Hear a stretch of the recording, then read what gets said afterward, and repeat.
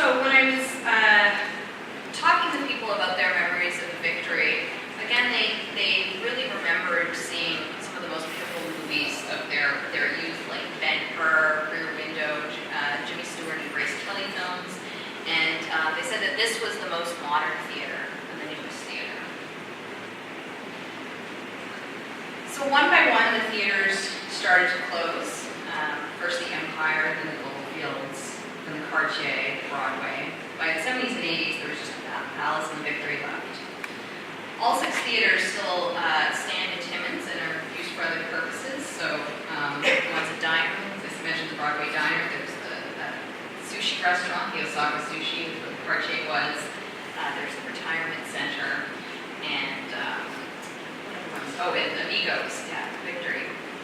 So I hope people have a little bit of insight about how theaters evolved in this region.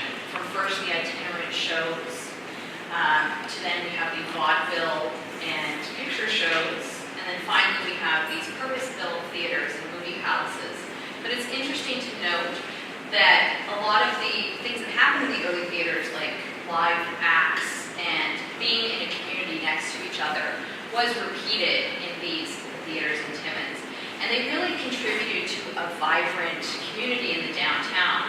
Many people remember going to theaters at least once a week, and sometimes they would go to theaters multiple times a day. And this really made the downtown core alive along with the other stores. And as the theaters started to close, so did the downtown. So I'd like people to think a little bit about that and how maybe it would be nice to one day revitalize one of these theaters, maybe the Palace. It's really such a gorgeous, gorgeous building, and it would be great to be able to hold events there again.